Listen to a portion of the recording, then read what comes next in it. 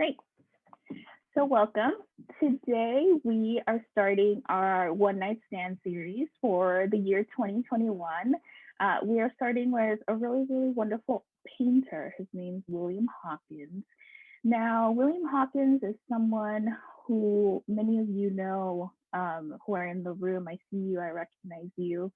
And he's someone who I was just introduced to this past year through an exhibition, the Victor F. Keane exhibition that we had at the museum. And when I tell you that his paintings are so stunningly beautiful and rich to look at, I truly mean it. So I will try my best during these, next 25 to 30 minutes to be able to capture those surfaces for you and to look closely together at some of the images that he decided to paint, the choices he made as a painter, the materials he uses as a painter. I really encourage you in this space to share your observations. I will ask, a couple of questions throughout. And as I give you information, hopefully, new ideas and new curiosity will spark for you. So please use the chat. And at certain points, I may ask to unmute you, especially if, you say something that really captivates the room. But I'm going to share my screen. So you'll mostly see my screen for a bit. So I'm going to share.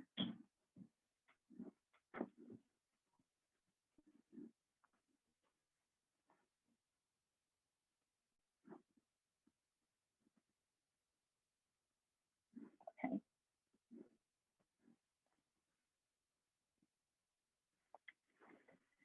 So here we are.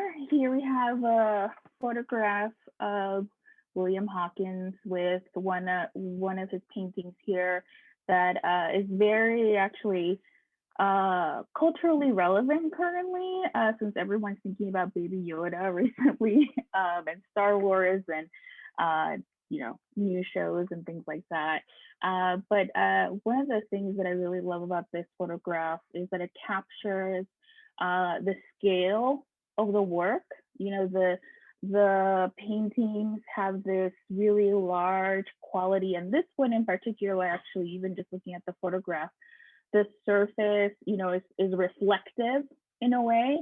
And I'll talk a little bit about, why you have these shiny surfaces on his paintings. But then you also see that the man himself was someone who dressed with a lot of character, who has style. Here we have him in this red blazer, and it looks like this dotted shirt underneath, and this sort of fur hat. And I'll show you another photograph where you definitely get his sense of style and the way that he went through the world as an artist. So the work that we're going to look at together is this one. It is the Statue of Liberty, and it was painted in 1986. This is a work in Intuit's permanent collection, and it recently traveled in this William Hawkins retrospective.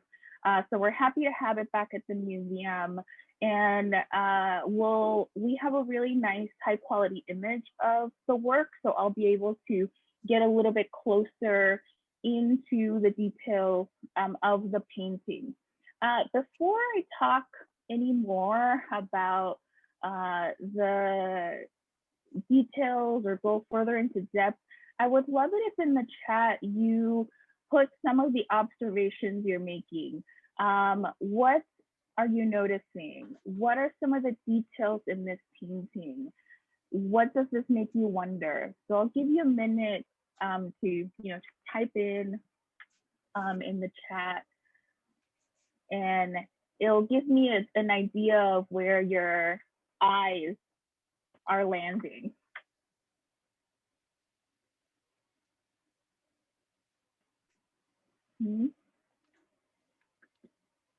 So Dana mentioned that there's some sculptural elements.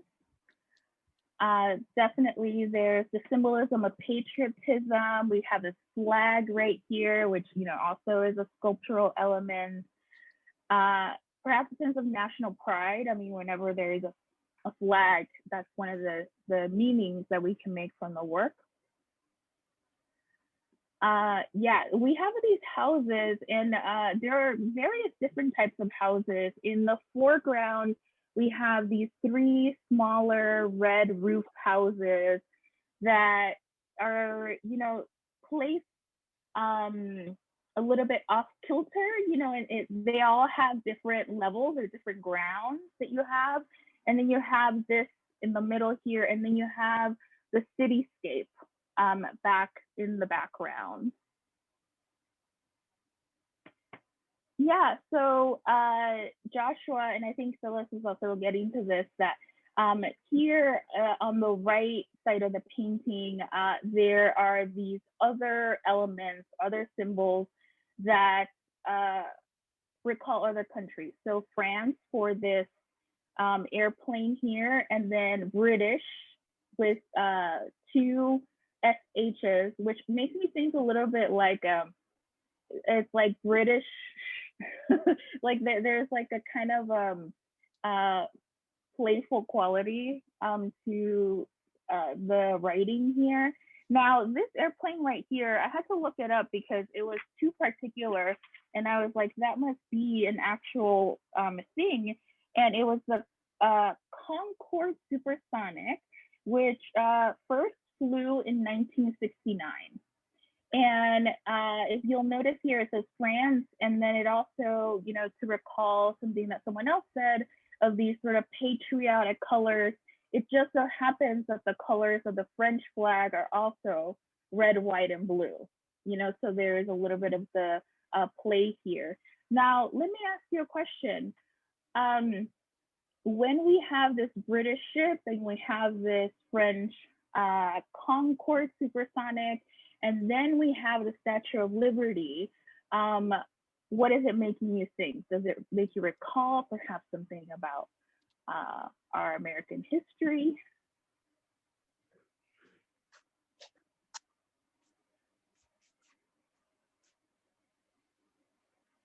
You can put it in the chat, or you can unmute yourself.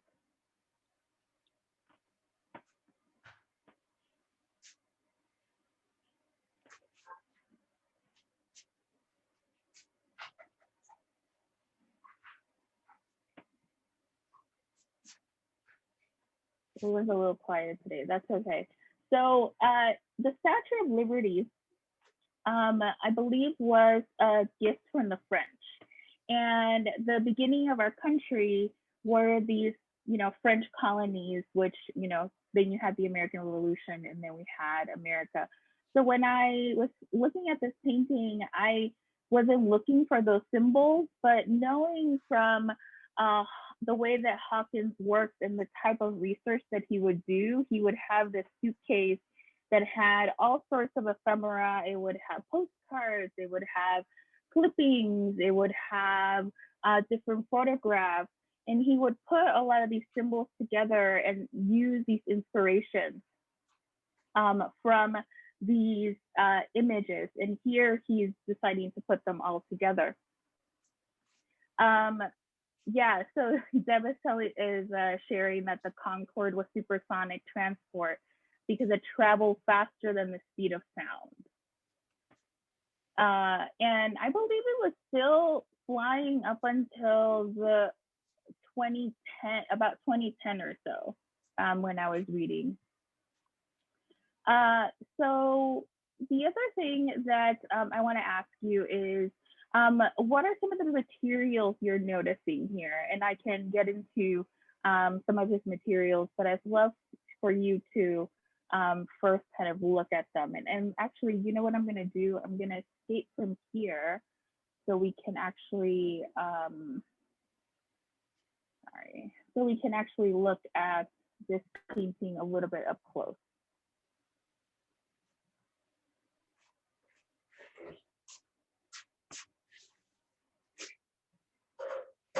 So here we have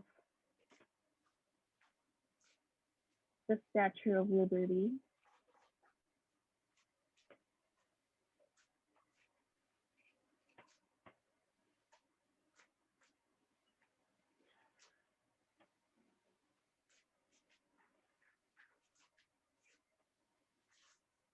So we have we're thinking about perhaps it was wood. There are several found objects. Yeah, the one that really stands out to me here, especially because it's right at the center or the top center, is that, you know, the hand that's holding the torch of the Statue of Liberty, or in this case, holding the flag of the Statue of Liberty, is this doll hand. So it's this doll hand that has been painted yellow, you know, where Hawkins has recontextualized this toy as, you know, pretty central in his painting. And I think some of you in the chat have been wondering, well, what type of paint are we working with here? And actually, poster paint is not is an interesting suggestion, because the way that Hawkins works with the paint, he uses enamel paint, and then in the beginning of his work, he would use house paint. And then as he, you know, continued to make paintings, he was a little bit more selective about the type of enamel paint he used. But the way that he uses it is very much that he would have this big board. It could be wood. He preferred the material masonite, which if you've done construction or remodeling, you might have run into masonite. It's this sort of compressed processed wood, and it's not porous the way that wood is. You know, if you've ever tried to paint on wood, the paint really, really seeps through the surface of the wood. And Hawkins, in order to get this surface here that is so dense with paint, and for him to be able to show us these lines, and especially right here, let me zoom in here, you get the sense that he's like scraping the brush with the paint. In order to get that, he didn't want the paint to seep into the wood. He wanted the paint to stay at the surface. And enamel paint on masonite allowed him to do that. And in fact, I'll show you a little bit of a video clip of the way that he would paint, but he would have this, you know, big board. This is a big painting. I think it's like 74 inches by 60 something inches. I can go back. And let me, we can look at it fully. So the way that he would start these paintings is that he would have in this, you know, big piece of wood or masonite, he would have all these house paints or these enamel paints around him. And then he would begin by putting the enamel paints and forming the background, you know, and he has been filmed and interviewed talking about how, you know, he was gifted like 7 or 8 paintbrushes by his manager and people who knew that he was an artist. But he said, I don't need 7 or 8 paintbrushes, and I don't like to use new paintbrushes. And part of the reason was because he liked moving that paint around with these older brushes that would allow him, instead of making brush strokes, it would allow him to move and kind of manipulate the paint around the surface. And in fact, he would say that the paintings make themselves, you know, that they which is so it's so interesting to hear him say something like that, because when you look at this, and Phyllis, you're asking me if the Statue of Liberty is sculptural. And yeah, there are definitely sculptural elements to it, like right there with the scraping, and then down here, you know, these are very deliberate choices that Hawkins was making, not only with allowing the paint to be poured on the surface, and then also moving it around to make the Statue of Liberty, or make this water over here, or back here, make these what looks like land or grass or dirt. He was also putting You different still have the oven on, Bunny? Yeah. Okay, starting to smell, you know, so he was putting all of these elements of objects that he had found. So throughout his life, he would scrounge around for objects to put in his paintings. Now, we will come back to this painting in 1 second, but let me go back so I can give you a little bit more of sort of this, more about the man himself. So here we have William Hawkins again. This was in 1982, so a little bit before the time of this painting that we're looking at together. He lived to be to about 95 years old, and he was someone who was drawing and was engaged with art from a young age. He was born in Kentucky, worked on his family's farm, and he was particularly good at hunting and trapping and working with horses. Uh, Him and his brother would break and train the horses on the farm. One of the activities that he would do on the farm would be to draw all the different types of animals that he would encounter during his time there. And his affection for depicting animals continued, So if research William Hawkins, you'll see that a large part of his work were different animals, and I'll show you an example of that. But it would be snakes, it would be horses, sometimes it would be things like dinosaurs or Yoda.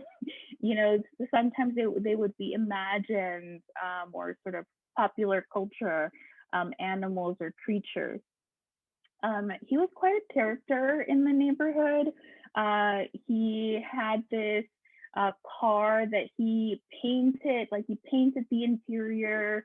He made sculptural elements to it. So when he would go to the store, people would know who he was and, really want to know what he was about. So he was definitely someone who just had this very then this is me saying this, it seemed like a very joyous way to look at life and his surroundings. And I'm going to show you a little bit of a video which really makes me think that, that's who he was as a person, or at least, what we have captured in video from the time when he was alive. So he grew up in Kentucky, born in 1895, then moved to Columbus, Ohio, and this is where this picture was taken in 1916. And he was still quite young then. When he moved to Columbus, he had to adapt to city life. He was a jack of all trades. He had to do any type of labor that he would come across. He did some military service. He, I believe, owned a flop house at some point. So he had this like really varied and very full life. And the entire time he was still engaged with art, and he was actually even selling some of his art. But it really wasn't until in the late 70s, around early 80s, when he was starting to get noticed. So there was this other artist who helped him, get his art out there and start selling his work, kind of in this more serious way, outside of his immediate Columbus circle.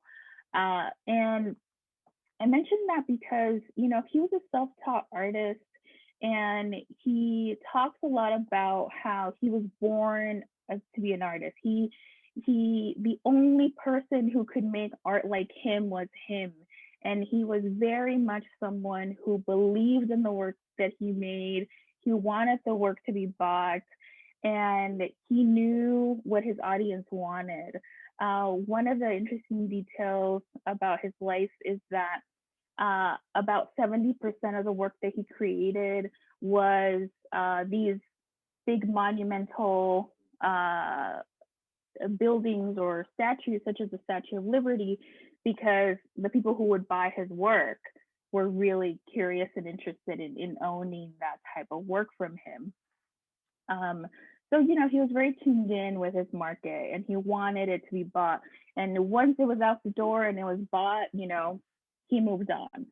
And, not every artist, thinks about their art that way, but Hawkins definitely did. So here we are back at this painting here. And, as I was mentioning all these details about his process, about his life, are there any questions or sort of new thoughts that come to mind, as we return to this work?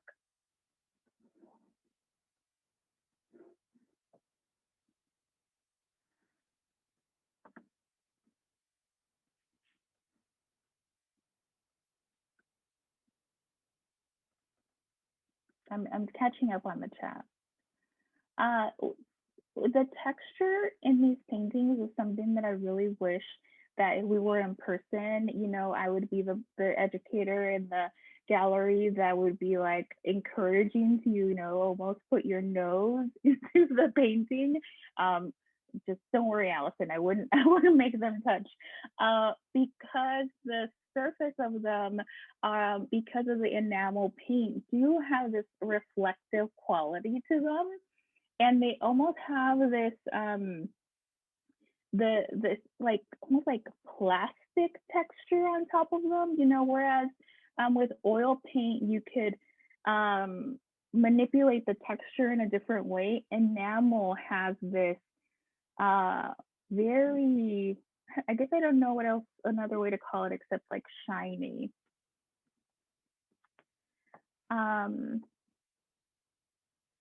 Yeah, Mary Kay, would you like to tell us a little bit more? Which part of the painting are you talking about? You can unmute yourself.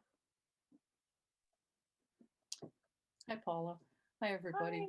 Hi. I'm looking at the little house with the red roof and the stripes, and it almost looks like barred windows, but it looks like a log cabin to me, and it looks like it's set in woods, and I see that as a very early picture, early Americana, a real icon, Abraham Lincoln, pioneers, the beginnings.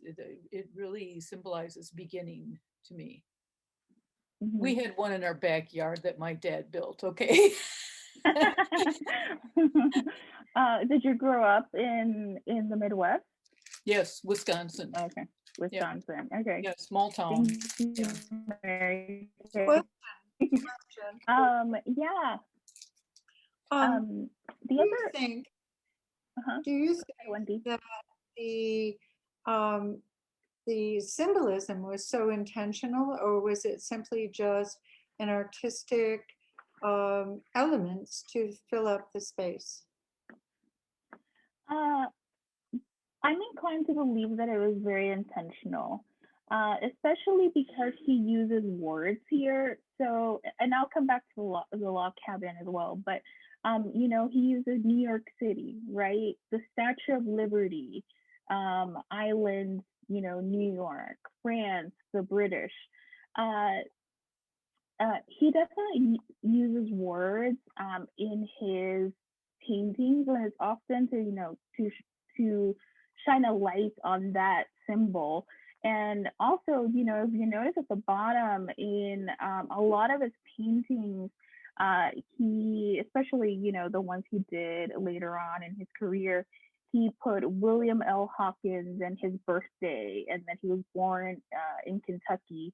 So he, use words to tell us, like, this is important, right? Like, I'm the artist, this is when I was born.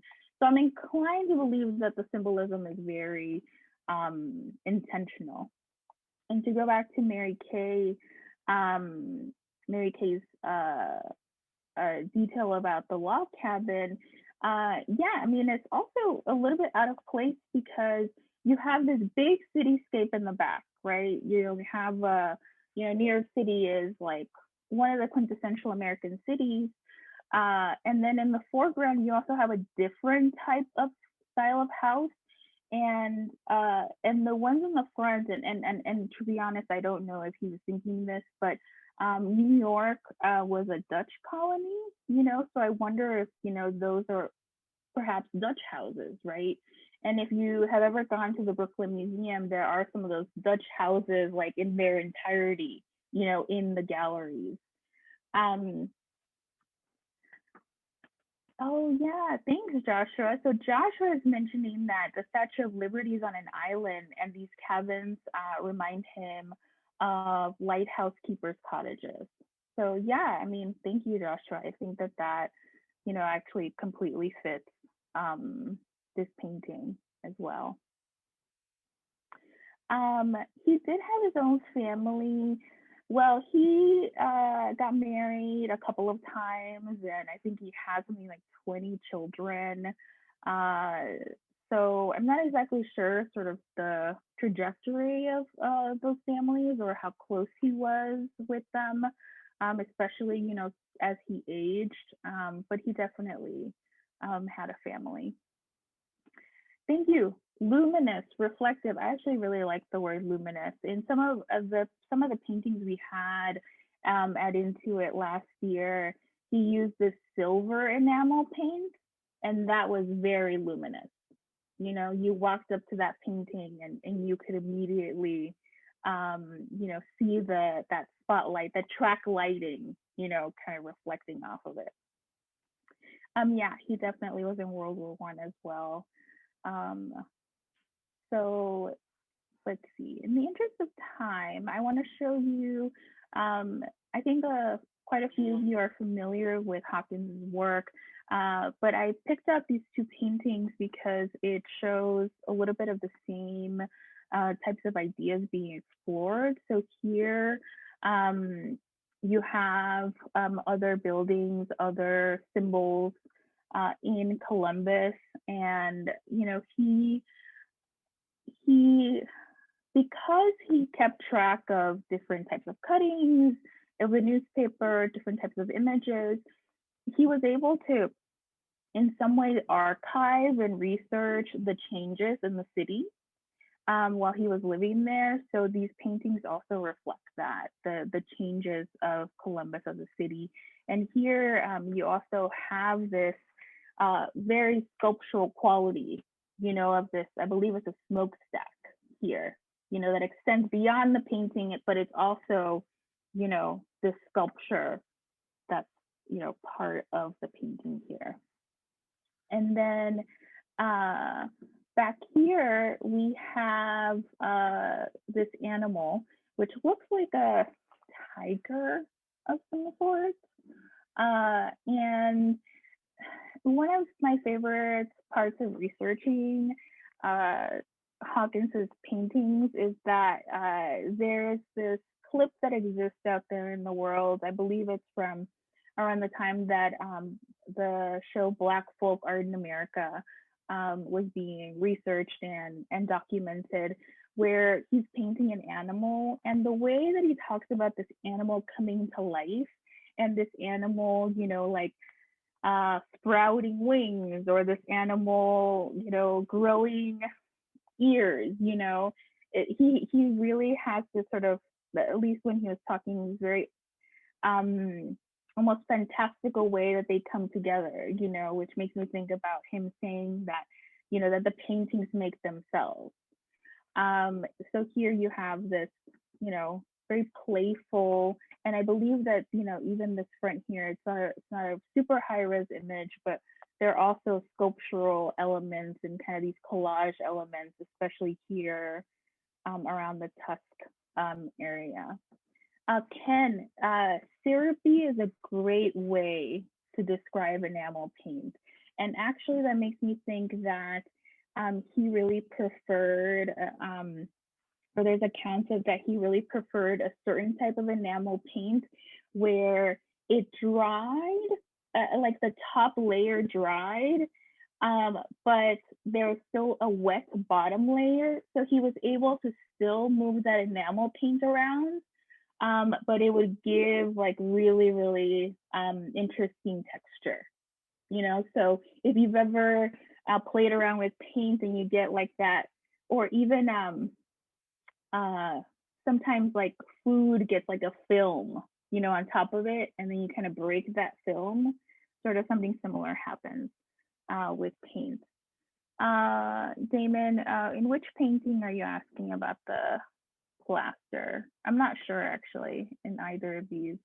I know that in some of the paintings he'll use like cornstarch to give like the surface like this kind of bumpy quality and do like a texture on top of it.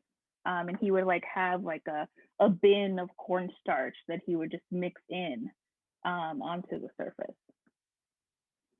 Right here. Yeah, maybe. Yeah. So before I let you go, I do want to share with you this little clip of Hawkins painting and talking about how he was born an artist. And it's less than 2 minutes, so let's enjoy this together. Ain't living. When I get up every morning, I look out there and I see that pretty sun. I say, oh, Lord, I'm living another day. Thank you, Jesus. I go out there and look up at the sky. There and look at my window. Look at them big, pretty trees out there. That's the kind of man I am. I'm happy all the time, to make y'all happy. I don't live for myself. I live for to make the other people happy while I'm on earth. I guess that's the reason I'm living so long. Is that a new brush? No, don't use no new brush. A new brush ain't worth a dime. You mess up on a new brush. Why? New brush, you can't dab down like that. It's spread. You know that? Yeah, a new brush would spread. I got a little tail on that. Now you know what I do? I just hit on it. I got to put some in there now. Make it look like a tornado hit. Tornado hit that. Tornado hit this here. Right. This black cloud. You know what? That's in an old cloud, you know. So if some of the people come by and look at the paintings and they say, how'd this man become an artist? What do you want me to tell them? Tell them I was born an artist. I've been doing everything which you have to go to school for. I can do it. Beat you doing it. You come out and read that book and read these books and things. When you get that pencil, that paint in your hand, you better know what to do with that book to tell you.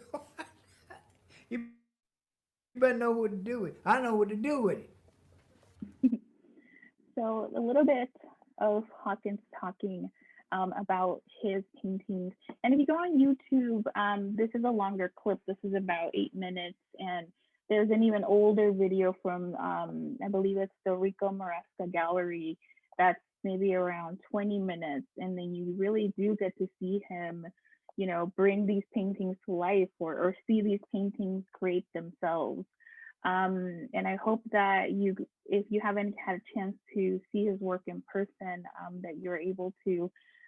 We just took down the ones at Intuit, but we definitely have the Statue of Liberty in our collection. Any last questions? Any last thoughts or observations you'd like to share? I'm going to stop sharing my screen.